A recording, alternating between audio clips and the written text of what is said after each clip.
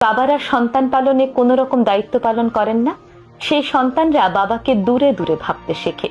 এতে করে বাবার সঙ্গে সন্তানের মানসিক দূরত্ব সৃষ্টি হয়, যা তার ভবিষ্যতের জন্য হুমকি স্বরূপ। 3 নম্বর, সন্তানকে সময় না দিয়ে সবসময় কাজে ব্যস্ত থাকা।